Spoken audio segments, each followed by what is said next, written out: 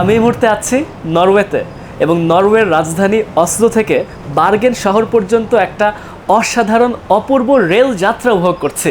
আজকের এই ভিডিওতে আমি আপনাদেরকে নরওয়েতে বেড়াতে নিয়ে যাচ্ছি। নরওয়ে শুধু একটি দেশ নয়, এক টুকরো ভালোবাসার নাম। চোখ বন্ধ করে বিশ্বের সবচেয়ে সুন্দর রাষ্ট্রগুলোর একটি এ নর্ডিক দেশ। এর রাজধানীর নাম অসলো। আয়তনে 4.5 লক্ষ বর্গ কিলোমিটার প্রায়।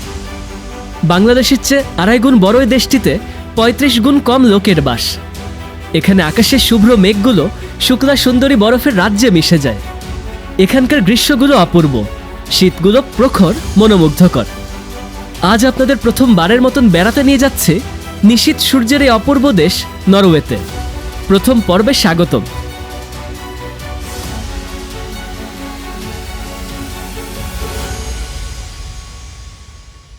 আপনার নরওয়ে ভ্রমণের বিশ্বস্ত সঙ্গী ট্রাভেল আর্কিটেক্ট। তাদের কাস্টমার সেবা অসাধারণ। পৃথিবীর যে কোনো প্রান্তে যাতায়াতের ব্যবস্থা করে দিবে ঢাকায় অবস্থানরত এই প্রতিষ্ঠান। যোগাযোগের তথ্য ডেসক্রিপশন বক্সে আছে। এই তো আমাদের ফ্লাইটে ওঠার সময় এসেছে।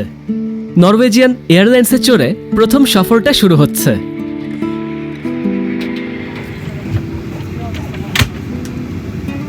প্রিয় দর্শক, সুইডেনের স্টকহোম থেকে আপনাদের সকলকে স্বাগত জানাচ্ছি। সুইডেনের স্টকহোমে অরল্যান্ডা বিমানবন্দর, যেটা খুবই বিখ্যাত বিমানবন্দর, সেখান থেকে এই মুহূর্তে যাত্রা শুরু করছি নরওয়ের অসলো বরাবর। নরওয়ের পথে আমি শুধুমাত্র একা নই, আমার আব্বা আম্মা পর্যন্ত আমার এই যাত্রার সাথী। ওনারা আমার পাশে ওই কোনো একটা দিকে সিটে বসেছেন। দর্শক, নরওয়েজিয়ান এয়ারলাইন্সে আমি যে এক পথ টিকিট কেটে রেখেছি, লাগেজ টাগেজ সহ বাংলাদেশি টাকা প্রায় 8,000 টাকার আশেপাশে আমার এক পথের ভাড়া পড়ছে।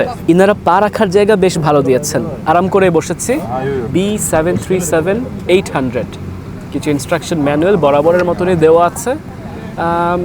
ওয়াইফাই আছে বলছে। আর প্লেনের জায়গা কিন্তু এরকম, ওই যে দূরে একটা নরওয়েজিয়ান এয়ারলাইন্সের ফ্লাইট, একটা স্ক্যান্ডিনেভিয়ান এয়ারলাইন্স এবং থাই এয়ারওয়েজকে দেখতে পাচ্ছি। সকাল 9:30টায় স্টকহোম ছাড়ছে। অসলো পৌঁছাবো 10:30টায়। আকাশপথে দূরত্ব পার করব প্রায় 400 কিলোমিটার।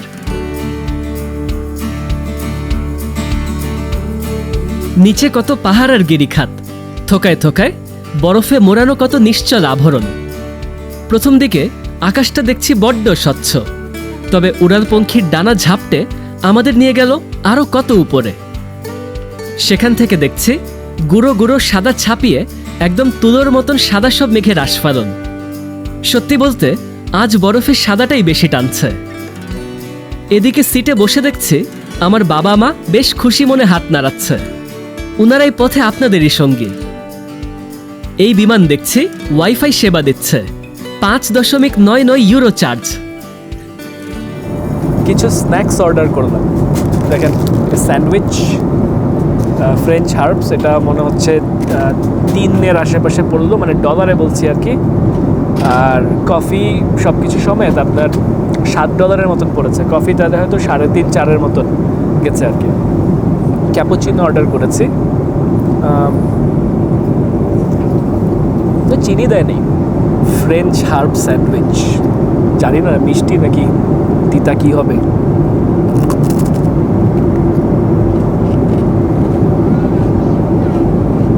প্রথমে খেলে মনে হয় মিষ্টি কিছু খাচ্ছি, তারপরে মনে হওয়া শুরু হয় যে টক কিছু, তারপর একটা প্রমিত স্বাদ।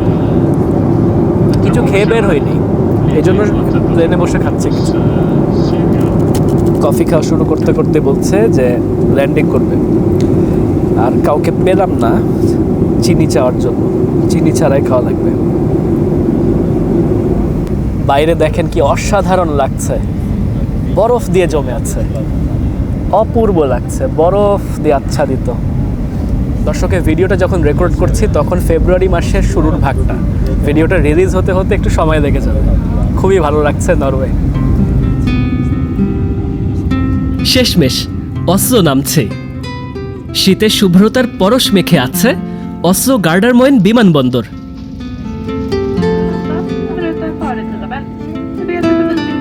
সিটে বসা প্রতিটি উৎসুক আরোহী বাইরের বরফের সৌন্দর্য দেখছে। 1-2 ফুট না, নিতান্তই কয়েক ফুট বরফের ঢিবির এপাশ থেকে ওপাশের বিমানের সচল আবেদন দেখছি। পরিবেশটা ভালোই লাগছে।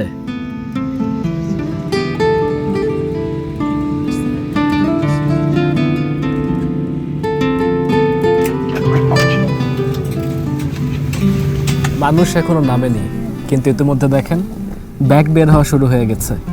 এদের ব্যবস্থাপনা কত ভালো। আমার অসলো এয়ারপোর্টটা খুব বেশি বড় লাগছে না, অরল্যান্ডো এয়ারপোর্ট অনেক বড়, স্টকহোমেরটা। ফ্লাইট থেকে নামার সুযোগ পাচ্ছি। High by. নরওয়েতে -7 দেখাচ্ছে, বাইরে খুব ঠান্ডা। বাই। নরওয়ের অসলো বিমানবন্দর থেকে আপনাদের সকলকে জানাচ্ছি স্বাগতম। এর আগে একবার এই বিমানবন্দরে ট্রানজিট করার সুযোগ হয়েছিল, আজকে অনেক দিন পরে আবার ফেরত। তবে ট্রানজিট না, রীতিমতন শহরে যাচ্ছি। কেমন লাগছে? আমার তো ভালোই। বরফ দেখতে আসছি। বরফ দেখতে আসছে, হ্যাঁ। ওই যে অ্যারাইভালস অ্যান্ড ব্যাগেজ রিক্লেম। আপনারা কিন্তু আব্বু আম্মুর সাথে ভ্লগগুলো খুব পছন্দ করেন, এই জন্য নরওয়েতে আব্বু আম্মুকে সাথে আনছি। কি বরফ দেখে ভালো লাগতেছে? এখনো তো কাছাকাছি যাইনি, যাই আগে, হ্যাঁ। অনেক আগে বরফ দেখে আসছি। আমার থেকে আরও আগে আব্বু আম্মু সুইডেনে পৌঁছেছে। তো এবারকার সফরটা ছিল এরকম যে আমি তুর্কিতে কিছু সময় কাটালাম। তুর্কিতে আমাদের দেখা হয়েছে একবার, তারপরে আব্বু আম্মু আবার সুইডেন চলে আসছে। এর আগে যে আঙ্কেলের বাসায় ছিলাম, হচ্ছে আব্বুর জুনিয়র ফ্রেন্ড। তো আঙ্কেলের বাসায় আব্বু আম্মুরা থাকলো, আঙ্কেলদের সাথে হচ্ছে আব্বু আম্মুরা ঘুরে বেড়ালো। এরপরে যেটা হচ্ছে আমি এসে পৌঁছে আমি সুইডেন থেকে আব্বু আম্মুকে তুলে এখন নরওয়ে যাচ্ছি আমরা একসাথে। ওই যে উপরে দেখাচ্ছে baggage claim, arrivals baggage reclaim. এই পথে লাগেজ চলে আসছে। চলো, আম্মু আবার ওখানে বসে পড়েছে। আসো আসো, আপনাদেরকে গরমের মাঝে দেখাচ্ছি শীতের ভিডিও। মুখ থেকে ধোঁয়াই বের হচ্ছে, -7 মতন চলছে, খুব কষ্ট হচ্ছে না। আমরা এখন ট্রেনের প্ল্যাটফর্মে এসেছি। ইতিমধ্যে ট্রেনের টিকিট কেটেছি। ট্রেনের টিকিট বলতে লোকাল ট্রেনে, এখানে এক্সপ্রেস ট্রেন, লোকাল ট্রেন ছিল। আসলে আমরা বুঝে ওঠার আগে লোকাল ট্রেনের টিকিট ওনারা ইস্যু করে দিয়েছে। তো লোকাল ট্রেনে আমাদের জনপ্রতি $11 করে পড়েছে। তো আমরা 3 জন, $33 পড়লো। নরওয়েজিয়ান যে ক্রোনা আছে, এই ক্রোনাতে পড়েছে 387 কাছাকাছি। তো এই সময় $33 মতন। তো পরবর্তী ট্রেনের অপেক্ষায় আছি আর স্টেশনে দাঁড়িয়ে আছে। কেমন তোমার ঠান্ডা কি লাগতেছে? না ভালো। সুইডেনের থেকে আমার ঠান্ডা মনে হচ্ছে। সুইডেনে কিন্তু টেম্পারেচার বেশি ছিল, গরম ছিল এখানকার থেকে। হ্যাঁ, গরম ছিল, কিন্তু এখানে ঠান্ডা বেশি। এখানে বাতাস নাই যে, এইজন্য হ্যাঁ। ভালো লাগছে। আর আব্বু তো একদম কান টান ঢেকে নিয়েছে। আমি কান ঢেকে নিই, আমি আনন্দ করতেছি। আমার কাছে রিস্ক নিতে ইচ্ছা করতেছে না। হ্যাঁ, এই যে একটা ট্রেন এসছে, 11:13 ট্রেন, 11:10 বাজছে, মনে হচ্ছে এটাই হবে। যাই, ব্যাগ নিয়ে আসি।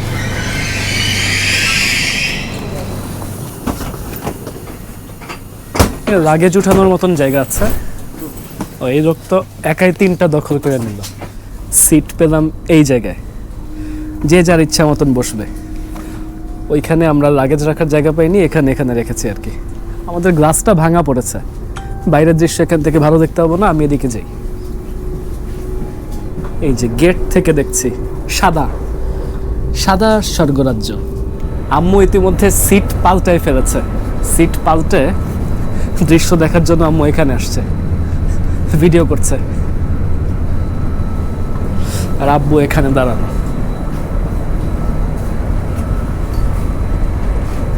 বরফ দেখছি।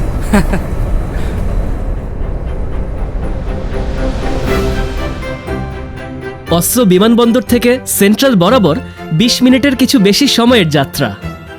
আমরা ভাবছি পথটা আরও বেশি কিছুক্ষণ চলুক। ট্রেনের মান কিন্তু খারাপ না, লোকাল ট্রেন, তবে টানছে বেশ। বাইরে তাকাচ্ছি তো দেখছি শুধুই বরফ। তবে অবশ্য শহরের ঘর বাড়িগুলোও একটু পর পর দেখছি।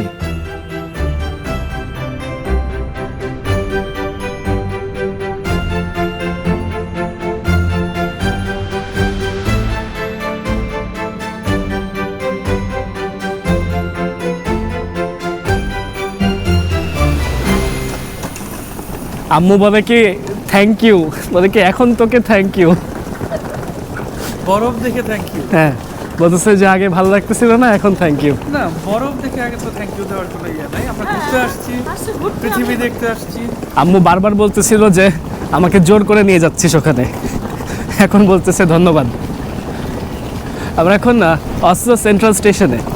এখান থেকে আমরা যে অ্যাপার্টমেন্টটা বুকিং করে রেখেছি এটা খুব কাছাকাছি, কারণ আগামীকালকে আমাদের ট্রেন ধরতে হবে এখান থেকে। আমরা খুব সুন্দর একটা জার্নি করব অসলো থেকে বার্গেন বরাবর। এইরকম একটা ট্রেনে করে আমাদের যাওয়ার কথা কালকে। এই যে VY, এই ট্রাভেল লেটারে লাগেজ তুলে দেই। ওদের স্টেশনের সেবাগুলো খুব ভালো। স্ক্যান্ডিনেভিয়ান দেশগুলা ওদের জনগণকে অনেক উন্নত সুযোগ সুবিধা দেয়। এখানে জীবন আমাদের দেশের মতন ওরকম ঘনবসতিপূর্ণ না, তবে হয়ে গেছে কি, যদি আপনি ছিমছাম খুব সুখে থাকতে চান, স্ক্যান্ডিনেভিয়ার দেশগুলো ভালো আছে। শীতটা একটু কষ্টকর আর কি। এখন স্টেশনে কোন দিকে যাব? এদিকে যেয়ে কোনো লাভ নেই, এপাশেই যেতে হবে। এই মুহূর্তে আমাদের অ্যাপার্টমেন্ট ভবনের বাইরে আছে। আব্বু আম্মু অ্যাপার্টমেন্টে উঠে গেছে। ভবনের নাম হচ্ছে ম্যান্ডেলস গেট 18। দেখাই দিচ্ছি কোথায় আছি, ঠিক ওই কোণা বরাবর।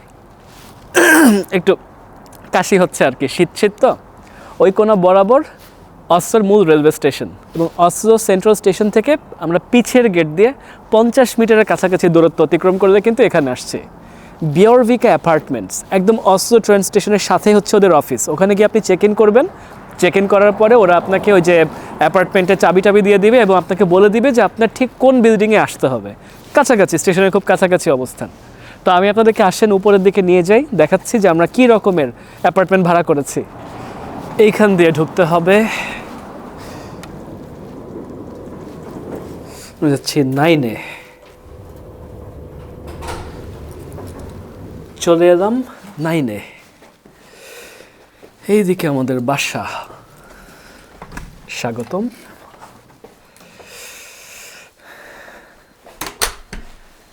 দেখেন শুধু আমাদের কি কি আয়োজন আছে। এটা আমাদের লিভিং স্পেস। এপাশ দিয়ে আমাদের ছোট বেডরুম। আমার আব্বা শুয়ে ওখানে আরাম করছে। এদিকে একটা ওয়াশরুম পড়েছে, একটু পরে আসছি। এদিকে মাস্টার বেডরুম, আমার আম্মা ঘুমিয়ে আছে, আমি ঢুকছি না। এখানে একটা আলমারি আসছে। রুমটা মোটামুটি খারাপ না সাইজে। এদিক দিয়ে আরেকটা বেডরুম, এই বেডরুমটাতে হচ্ছে আমি থাকবো। তারপর আপনার এখান দিয়ে হচ্ছে আমাদের রান্নাঘর। বাইরে থেকে আলো ঢুকছে রান্নাঘরে। এদিক দিয়ে একটা ছোট ক্লোজেট সেকশন, ছোট একটা জিনিসপত্র রাখার মতন ব্যবস্থা। এপাশ দিয়ে ছোট একটা ওয়াশরুম, প্যাসেজওয়ে। আপনার এটা হচ্ছে ড্রয়িং রুম, এবং এখান থেকে একটা চমৎকার জিনিস, মানে একটা বারান্দা আছে। এই হচ্ছে আমাদের বারান্দা থেকে দৃশ্য। বারান্দায় ইতিমধ্যে কিছু বরফ পর্যন্ত আছে। ওই দিক দিয়ে যে ট্রেন স্টেশনের ট্রেন লাইন দেখা যাচ্ছে, বাইরে দিয়ে সব ছাদে ছাদে কিন্তু বরফ পড়ে আছে। খুবই ভালো লাগছে। বারান্দায় কিন্তু বসে আড্ডা দেওয়ার মতন ব্যবস্থাও আছে। তবে এই শীতে আমরা সাধারণত এরকম জায়গায় আসাটা পছন্দ করি না আর কি। ভালো লাগছে। আমি ভেতরের দিকে যাই, বেশ ঠান্ডা। আপনারা হয়তো এটা দেখে ভাবছেন অনেক খরচ পড়ে গেছে। আসলে অনেক বেশি খরচ পড়েনি, যা ভাবছেন তার থেকে কমই পড়েছে। আমাদের গিয়েছে রাত প্রতি ধরেন 17,000 বাংলাদেশি টাকার আশেপাশে। আমেরিকান ডলারে $140 পড়েছে। আমি 123 টাকা করে রেট ধরছি, যে সবে আমি বেড়াতে এসেছি। মূলত এখানে আমরা যখন হোটেল দেখছি, হোটেলগুলোও 3 জন থাকার মতন রুম দেখাচ্ছে $100 ছাড়িয়ে যাচ্ছে। তো আমার কাছে মনে হলো আমার আব্বা আম্মাকে নিয়ে থাকবো, তাহলে এমন কিছু একটা নেই যেটা হচ্ছে ওনারাও থেকে মজা পাবেন। তো এখন কিন্তু ওনারা 2 জন 2টা রুম দখল করেছে, আর আমি ওখানে একটা রুম নিয়েছি। আমরা কিন্তু খুব শান্তিতে এখানে স্বস্তিতে কাটাচ্ছি। আপনারা যদি আমার মতন ইউরোপের বিভিন্ন প্রান্ত বেড়াতে যেতে চান, তাহলে বলে রাখছি আপনারা চোখ বন্ধ করে আমার মতন বিশ্বাস করতে পারেন ট্রাভেল আর্কিটেক্টের উপরে। ট্রাভেল আর্কিটেক্ট এমন একটা প্রতিষ্ঠান, মূলত বনানীর দিকে তাদের অফিস। আমি ওনাদের ভিসা সেবাটা সব সময় ব্যবহার করে থাকি। অর্থাৎ আমি এবং আমার পরিবারের যে ভিসা, এই ভিসাটা আর যাই হোক ট্রাভেল আর্কিটেক্ট সবসময় হ্যান্ডেল করবে। ভিসা অ্যাসিস্ট্যান্সের পাশাপাশি হোটেল রিজার্ভেশন, ট্যুর রেজার্ভেশন, এবং সেই ট্যুরগুলো আপনি চাইলে আপনার মতন করে কাস্টমাইজ করতে পারছেন এবং পরিবর্তনের জন্য আপনি কিন্তু প্রতিনিয়ত তাদের সঙ্গে যোগাযোগে থাকতে পারছেন। তাদের অফিসে গিয়ে করেন, তাদেরকে কল দিয়ে করেন, বিভিন্নভাবে তাদের মাধ্যমে সেটা করার সুযোগ আছে। আমাদের এখানে না অ্যাপার্টমেন্টে দেখবেন একটা টু টু করে একটা আওয়াজ হচ্ছে, এই আওয়াজটার জন্য আমরা একটু বিরক্ত হচ্ছি। মূলত হয়তো এখানে ওনাদেরকে ফোন দিয়েছিলাম, ওনারা বলছে লোক পাঠাচ্ছে, হয়তো এখানে কোনো একটা ধোঁয়া টোয়ার সিগন্যাল পেয়েছে। আমরা তো কেউ আপনার সিগারেটও খাই না, কোনো কিছু কিন্তু রান্না করারও চেষ্টা করিনি। তো ওরা বলছে আমরা লোক পাঠাচ্ছি, তোমরা একটু অপেক্ষা করো, একটু সময় রাখতে পারে। এটা হচ্ছে আমাদের মূল ওয়াশরুম। হ্যালো, এই যে এটা হচ্ছে বড় ওয়াশরুম। আর আম্মুর ঘুম ভেঙে গেছে, তো এই রুমটা দেখাই। এটা হচ্ছে মূল মাস্টার বেডরুম আর কি। বাইরে যে দৃশ্য আছে, এরা ওয়ার্ড্রপ দিয়ে দিয়েছে। আমরা আগামীকালকে এই রকমের কিছু জায়গার পাশ দিয়ে ট্রেনে চড়ে যাব। আশা করছি খুব সুন্দর দৃশ্য দেখব। বের হচ্ছি। লিফট ডাকছো? লিফট? হ্যাঁ, কল দিয়েছি। এই পাশেও কিন্তু একটা জায়গা আছে। এই যে তোমার, হ্যাঁ 1 মিনিট, এই যে এই পাশে দিয়ে আমাদের কিন্তু স্নোফল শুরু হয়ে গেছে। এটা সিঁড়ি আছে নিচে যাওয়ার জন্য, আর সামনে একটা ছাদের মতন জায়গা। ওই দেখেন বরফ জমে আছে। যাই, আসতে চাও? দেখি আব্বু আম্মু আটকা পড়ে গেছে। আসতে চাও? আচ্ছা চলো।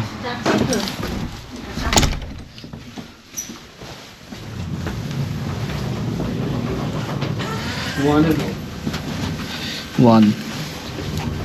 সুইডেনেরটা থেকে এটা বেশি সুন্দর। হ্যাঁ এই ভাই ভাই ভাই ভাই এটা হচ্ছে কি টাচ করতে হবে? হ্যাঁ টাচ। আসো। নিবে আমাদেরটাও নিবে? কি? হ্যাঁ নিবে। আরে সামিনের আমাকে একটা বলতে দিয়ে কালকে দেখাতে হবে। এই যে স্নোফল চলছে দেখেন, রাস্তা সাদা হয়ে যাচ্ছে একটু একটু করে। ভালো লাগতেছে। হোটেল আমাদের ওই পাশে। প্রথমে এদিকে চলে গেছিলাম, আসলে যেতে হচ্ছে এই পাশে। রাস্তা কিন্তু একটু পিচ্ছিল আছে। আমি এই আউটডোর শু নিয়ে আসছি। আউটডোর শু হয়তো এই হালকা পাতলা বরফটা কভার করে যাবে। এই পাশে মোটামুটি একটু বরফ জমেছে। আম্মু জুতা কি নিয়ে আসছো? কারণ ফিরত আসতে আসতে কিন্তু বরফ আর একটু বাড়তেও পারে। এই তো স্নোফল হচ্ছে না, যদি স্নোফল বাইরে যায় এগুলো সমস্যা কি? ওই ফুটপাথ দিয়ে হাঁটবো। এই দেখেন সাদা বরফের হাতছানি। এটা আসলে পরিপূর্ণ শীতকাল না, শীতকাল আসলে একটু চলে গেছে, মানে শীতকালের শেষ ভাগটাতে আসছি আর কি। তবে আমার যে জুতো আউটডোর শু যেটা নিয়ে আসছিলাম, এটা পুরা কভার করছে না। একটু বেশি বরফে গেলে মনে হচ্ছে পা একটু স্লিপ কাটছে। এটার ব্যাপার না, 3-4 দিনের জন্যই আসছি এখানে।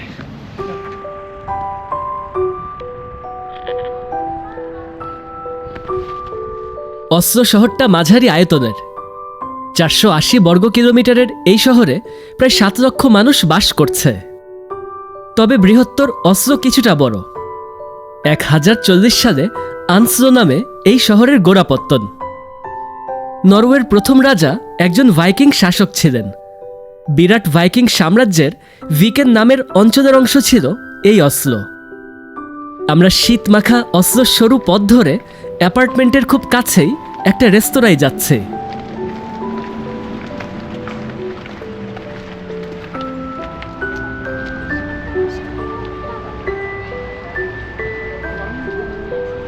এইখানে দেখছি মদিনা শপ, আরব দোকান। মাশাআল্লাহ। চলেন এই সোজা আমরা একটা রেস্টুরেন্টে যাব খেতে।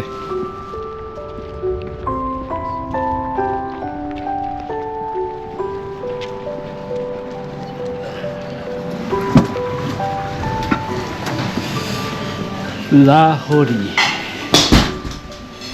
ইনাদের এখানে অনেক পদের খাবারই আছে।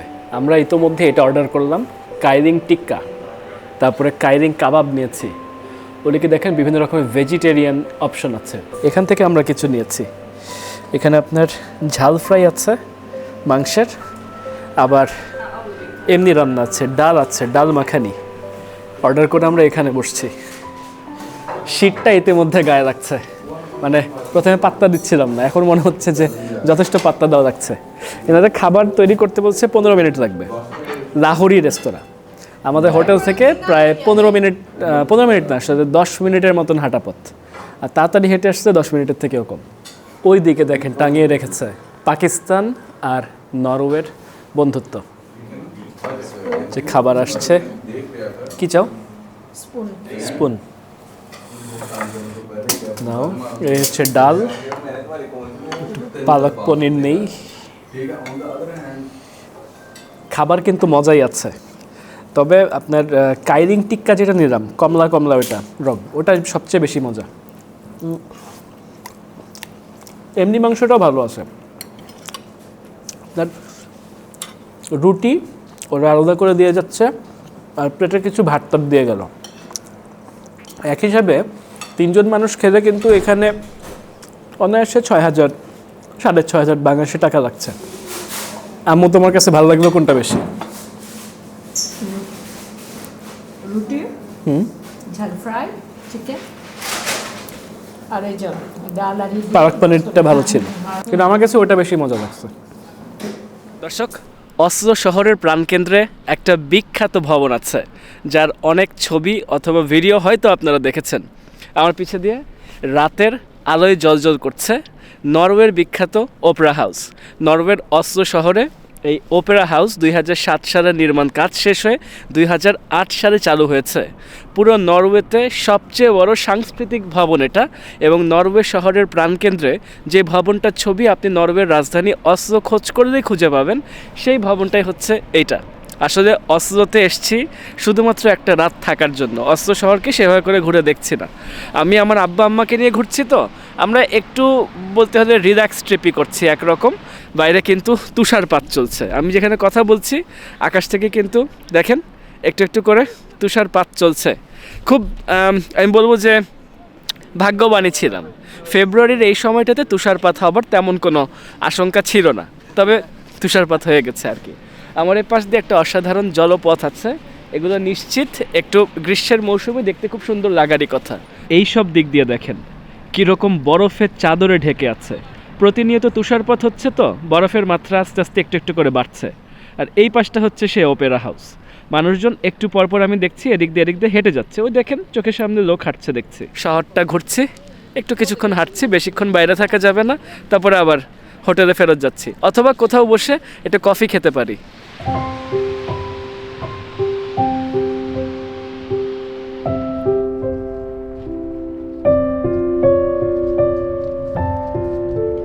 অসলো শহরটা নরওয়ের সবচেয়ে জনবহুল ও বৃহত্তম। এখানে জীবনযাত্রার মান বেশ উন্নত, সাথে ব্যয়বহুলও বটে। বিভিন্ন সময়ে বিশ্বের সবচেয়ে বসবাসযোগ্য ও সেরা শহরগুলির তালিকায় নাম লিখিয়েছে। অসলো ফিওর্ডের উত্তর প্রান্তে চারিপাশে পাহাড় পর্বত ঘেরা সুন্দরী শহরই অসলো। দেখুন না, শহরের প্রতিটা প্রান্ত কতটা পরিপাটি লাগছে। চলমান তুষারপাত সবকিছু আরো মোহনীয় করে তুলছে।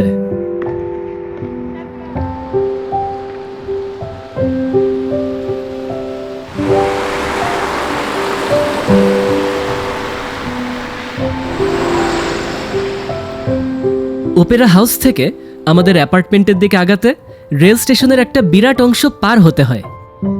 সেতু ধরে পার হতে হতে নিচের দিকে তাকিয়ে রেল স্টেশনের দৃশ্য কিছুক্ষণ উপভোগ করছি।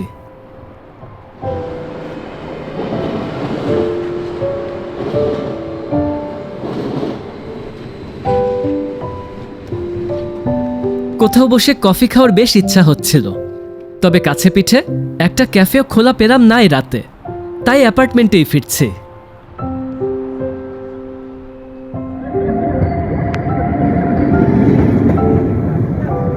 একদম সকাল সকাল স্টেশনে ভিড়েছি। আমাদের আজকের ট্রেন বার্গেন শহর বরাবর। দর্শক, আমি এই মুহূর্তে আছি নরওয়ের অসলো রেল স্টেশনে। অসলো রেল স্টেশনে ইতিমধ্যে আমাদের ট্রেনে উঠে গেছি। একদম ট্রেন সকাল 8:25-এ ছাড়বে। ঝটপট ট্রেনে এসে উঠতে হয়েছে, আমাদের হোটেল থেকে চেক আউট করে আসেন আপনাদেরকে আমাদের ট্রেনের ভেতরে কম্পার্টমেন্ট কেমন একটু দেখাই দিই। প্রথমে দেখেন এটা হচ্ছে অসলোর রেল স্টেশন। এই যে আমাদের ট্রেন, ফার্স্ট ক্লাসের টিকিট কেটে রাখা আছে। এই হচ্ছে আমাদের ভেতরের কম্পার্টমেন্ট। এই যে আব্বু আম্মু এদিক বসছে। সকালে উঠলা কয়টায়? 5টায়। 5টায়? 5টায় উঠে রাঁধছো? এখানে এসে সব মানে ঘুম থেকে ওঠা 5টার মধ্যে হয়ে গেছে আমার। আর তুমি উঠলা কয়টায়? আল্লাহ, আমার পরে এটা কি পড়ে গেল? আমি উঠছি 5:30টায়। 5:30টায়? আমি 5:30টায় উঠে নামাজ পড়ছি, হ্যাঁ তারপরে সবকিছু আমিও গোছগাছ 5টায় করছি। হ্যাঁ, গোছগাছ করে তারপর তোর মা নাস্তা পাক করছে। সেগুলো আমরা খেয়ে বের হয়েছে। আর আমি উঠলাম 6:50-এ। এখানে কিন্তু সূর্যোদয় যখন আমি এসেছি তখন মনে হয় 8টা, 8:30টার দিকে। আমাদের ট্রেন ইতিমধ্যে ছেড়ে গেছে। 8:25-এ আমাদের ট্রেন ছাড়ার কথা।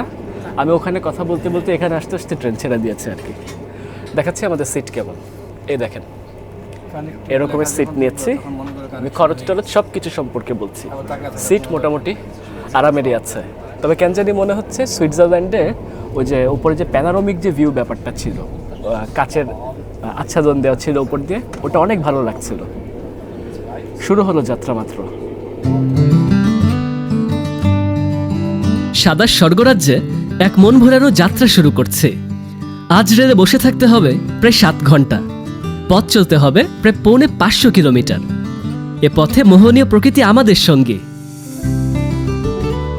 চলতে চলতে পার হব কত শহর, কত জঙ্গল, একের পর এক কত পর্বতমালার শস্যক্ষেত। হিম হয়ে যাওয়া ঝর্ণা আর নদীগুলো অচিন রাজ্যের স্বপ্ন সুন্দরী হয়ে চোখে ধরা দিবে। চোখ দুটো ছানা বড়া হবে বেশ।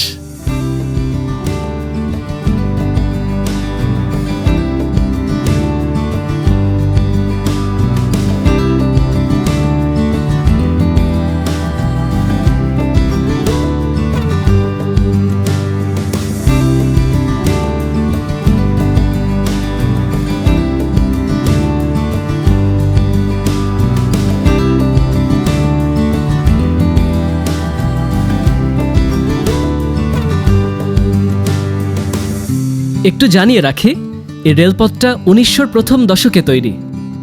বিশ্বের কঠিনতম কিছু পথকে এই রেলপথ সহজ করেছে। সমুদ্রপৃষ্ঠ থেকে প্রায় 4000 ফুট উঁচুতে এই সর্বোচ্চ স্টেশন আর টানেল পাবেন। ইলেকট্রিক লোকোমোটিভ আমাদের টানছে।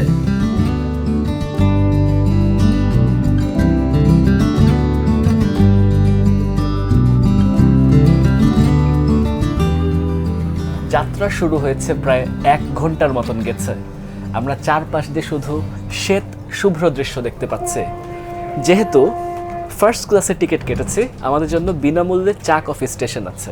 দেখাচ্ছি আপনাদেরকে। এই পিছেরটা হচ্ছে এটা আমাদের সেই কম্পার্টমেন্ট যেখানে আমরা বসছি। আর এই পাশগুলো দেখেন, কফি কর্নার। আমরা cappuccino, espresso, warm milk, hot water বিভিন্ন রকমের বিকল্প পাচ্ছি। এপাশ থেকে আমরা কাপ নিয়ে, অতিরিক্ত দুধ আছে, চিনি আছে, একদম কফি স্টেশন আর কি। এখানকার জানালা দিয়েও শুধুই শ্বেত শুভ্র দৃশ্য দেখছি। এপাশ থেকেও, এদিকে বসার আয়োজন, এই দিক দিয়েও দেখেন কি সুন্দর লাগছে। এটা হচ্ছে শুধুমাত্র এমন একটা ক্যাফেটেরিয়া যেটা শুধুই ফার্স্ট ক্লাস কম্পার্টমেন্টের জন্য বরাদ্দ। আমরা চাইলে এখান থেকে বিনামূল্যে যত মন চাই তত চা কফি সংগ্রহ করতে পারছি। তবে এই ট্রেনের কিন্তু একদম ক্যান্টিন পর্যন্ত আছে। সেই ক্যান্টিন থেকে আমরা চাইলে খাওয়া দাওয়া করতে পারবো। যেহেতু প্রায় 6.5 ঘন্টার উপরে ট্রেন যাত্রা হচ্ছে, স্বাভাবিকভাবে কিছুটা খাবার দাবারের টান পড়বে। জানিয়ে রাখছি, আমরা 8:25-এ এই ট্রেনটা ছেড়ে যাওয়ার পরে এখন কিন্তু 9:30 কিছুটা গড়িয়ে গেছে। কখন কোন স্টেশনে থামছে সেই লেখাগুলো এদিকে দেখাচ্ছে। মাঝে মধ্যে এখানে এই যে দেখেন তাপমাত্রা দেখে এখন ইতোমধ্যে 9:56 বেজে গেছে। -2 ডিগ্রি সেলসিয়াস চলছে বাইরে ঠিক এমন লাগছে।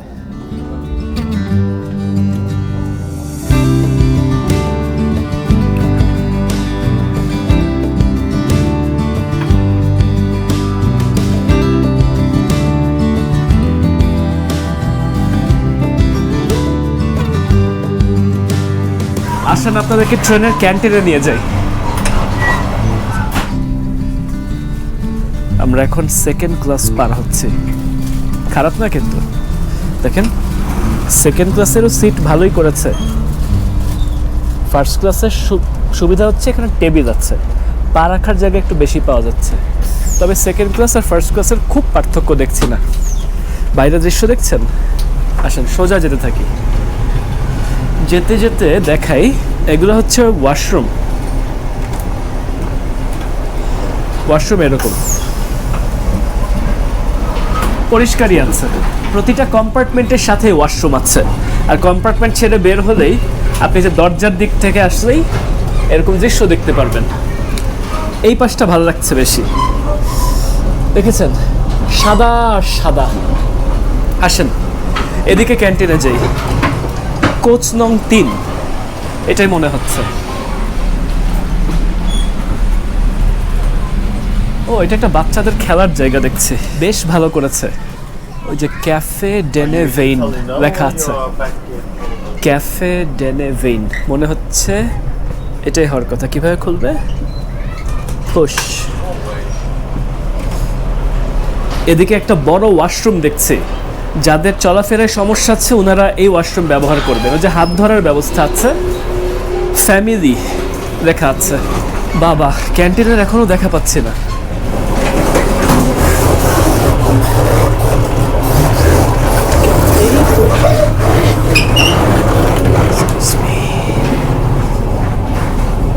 এই পাশ কি? আমার পাশ দিয়ে কেবিনের জায়গাগুলো একটু দেখাই দেই। দেখেন এরকমের কেবিন আছে। আমাদের আসলে কেবিন নেওয়ারও সুযোগ ছিল, আমি দেখছিলাম যে কেবিন কি নেওয়া যায় কি না। তারপরে মনে হলো যে ফার্স্ট ক্লাসে হয়তো জায়গা বেশি পাবো, তবে কেবিন নিলে আমরা এরকম একটু শুয়ে বসে যেতে পারতাম। দেখেছেন এটার মধ্যে খুব ভালো একটা অনুভূতি কাজ করছে। ভুল করে ফেললাম মনে হয় কেবিন না নিয়ে। আমার আম্মা যদি ভিডিও দেখে, আম্মু তো এদিকে আসে নাই, আম্মু যদি ভিডিও দেখে আম্মু খেপবে, বলবে যে আমাকে দিলি না কেন কেবিন। কেবিন একই রকমই ভাড়া ছিল, বরং একটু কম ছিল ফার্স্ট ক্লাসে আমাদের যে টিকিটটা পড়েছে তার থেকে। এখান থেকে দেখেছেন কি ভালো লাগছে। ধরেন আমি যদি কেবিন পার্সপেক্টিভ দেখাই, এই যে কেবিনে আপনি এখানে বসছেন, বসে এই পাশ থেকে দৃশ্য দেখছেন বাইরের, আবার এদিক থেকেও দৃশ্য দেখার ব্যবস্থা আছে। আসেন আমরা সোজা ক্যান্টিনে আগে। ওই যে দেখেন লেখা আছে ক্যাফে, এটা হচ্ছে সাইকেলের কম্পার্টমেন্ট। যাদের সঙ্গে সাইকেল থাকবে বা স্পোর্টস ইকুইপমেন্ট থাকবে তারা চাইলে, এই যে বিশাল বড় দেখেন, এই পুরা কোচটা হচ্ছে আপনি সাইকেলগুলোকে এখানে সেটে রাখবেন। এরকমের ব্যবস্থা ইউরোপের ট্রেনগুলোতে থাকে।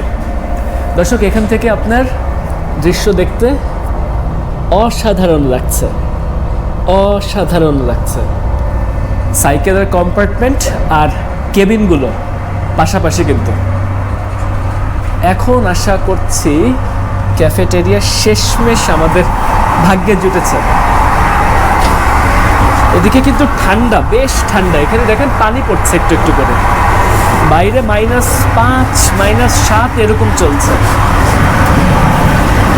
দর্শক শেষমেশ ক্যান্টিনে এসে পৌঁছে গেছে।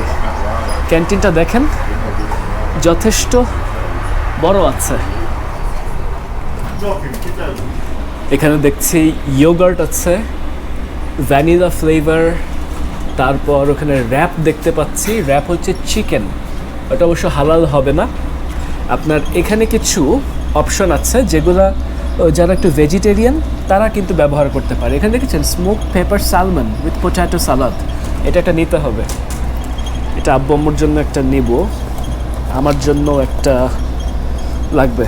এটা ভালো লাগছে দেখতে। দেখি দাম কত লিখেছে, দাম তো দেখতে পাচ্ছি না। কত হবে? $4-5 নাকি একটু বেশি হবে কি না। ক্যাপুচিনোটা নিয়ে নিই। এখানটাতে রাখি, রাখার জন্য জায়গা দিয়েছে, একের পর এক আছে। ক্যান্টিনে বসে একটু খাওয়া সেরে নিচ্ছি। আমি আমার জন্য যে সালাডটা নিয়েছি, এই সালাডটা কিন্তু $5-6 ভাবলেও আসলে দাম পড়ে গেছে $15 আশেপাশে। স্বাদ কিন্তু বেশ ভালো। সালমন যেটা দিয়েছে খুব সতেজ, ভালোই লাগছে। এই দেখেন ক্যান্টিনের কম্পার্টমেন্টে এরকম যথেষ্ট জায়গা আছে। আমরা মিরডাল নামে একটা বিখ্যাত স্টেশনে থেমেছিলাম। মিরডালকে পার করে চলে যাচ্ছে, ওই পাশে হচ্ছে আপনার কাউন্টার থেকে অর্ডার করতে হয়, একের পর এক লোকজন আসছে, খাওয়া দাওয়া অর্ডার করছে। অনেক আলো বাড়ে, আবার আলো কমে যায়, মাঝে মধ্যে আমরা সূর্যের দেখা পাচ্ছি, পাহাড়ি গিরিখাতগুলো দেখছি, খুবই ভালো লাগছে। কফিটা পড়েছে ধরেন $4 আশেপাশে। এই যে ব্রকলি আসছে, আমার ব্রকলি খুব পছন্দের। আমরা এখন টানেলের ভেতর দিয়ে পার হচ্ছি। মিরডালের আশপাশটা অনেক টানেল, মানে আমি এর আগে এত টানেল একটা পথে মনে হয় কোথাও দেখিনি। শ্রীলঙ্কাতে রাইড ছিল কিন্তু আপনার অনেক টানেল দেখা পেলাম।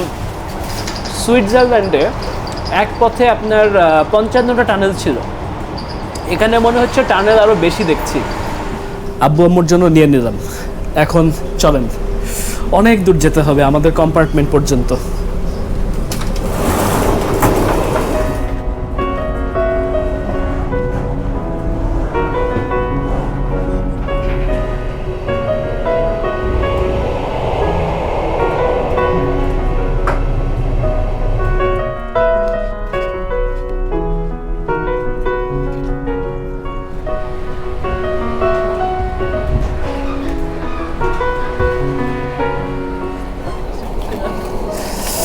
নাও তোমাদের জন্য, আমি একটা খেলাম আর তোমরা যেহেতু খেয়ে ফেলছো, এটা এটা সালমন সালাদ। পানি আছে? আচ্ছা, এই পানি আর এই দৃশ্য।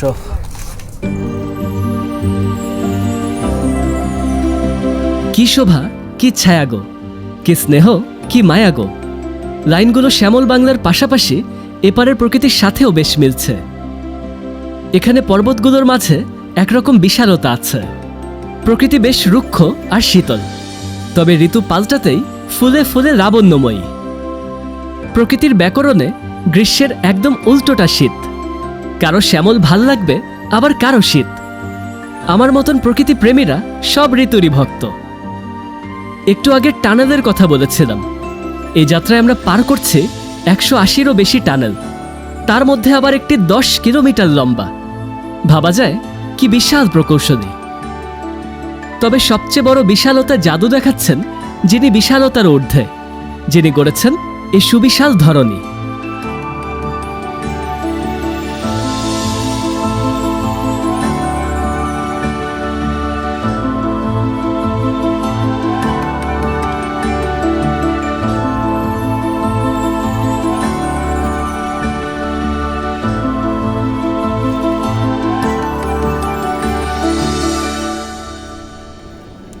কেমন লাগতেছে স্বাদ?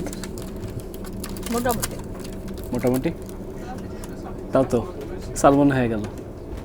প্লেন যাত্রার থেকে ট্রেন যাত্রা বহু গুণে বেশি আরামের এবং স্বাচ্ছন্দ্যের।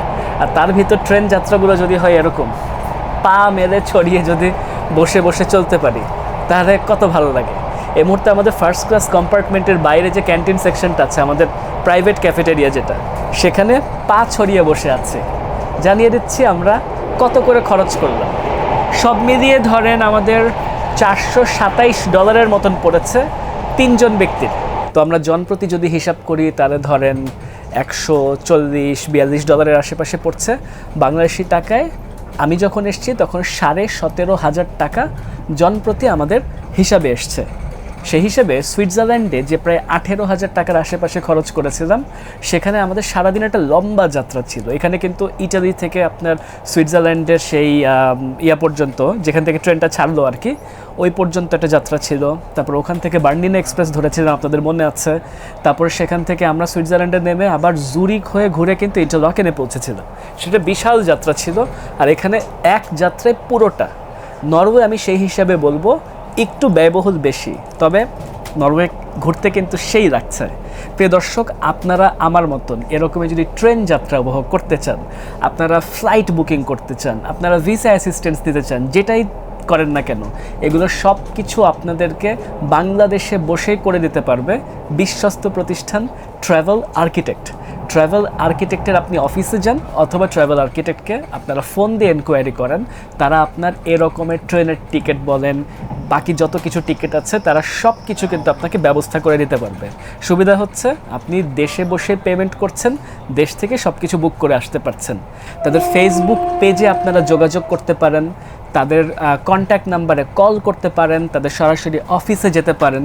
এই সকল সম্পর্কিত বিস্তারিত আনুষঙ্গিক তথ্যগুলো আপনারা ডেসক্রিপশন বক্সে পেয়ে যাচ্ছেন।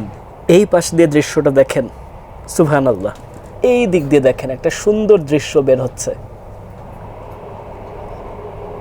এই জিনিসটা আমি আগে থেকে জেনে এসেছি এবং আপনাদেরকে জানায় রাখি, যারা আপনারা এখানে আসবেন, অসলো থেকে বার্গেন যাওয়ার পথে আপনারা ট্রেনের বাম দিকে বসবেন। বাম দিকে বলতে বার্গেনমুখী বাম দিকে। আমরা আগে থেকে জেনে সেভাবে সিট বুকিং করেছিলাম, কারণ সবচেয়ে সুন্দর দৃশ্যগুলো আসলে বামেই পড়ে বেশি। আর যারা হচ্ছে বার্গেন থেকে অসলোতে আসবেন তারা ডান দিকে সিট নেওয়ার চেষ্টা করবেন। এক্ষেত্রে এগুলো কিন্তু আপনি অনলাইনে সিট রিজার্ভেশন করতে পারবেন, আপনি নিজেই সেবা করে বুকিং করে আসেন।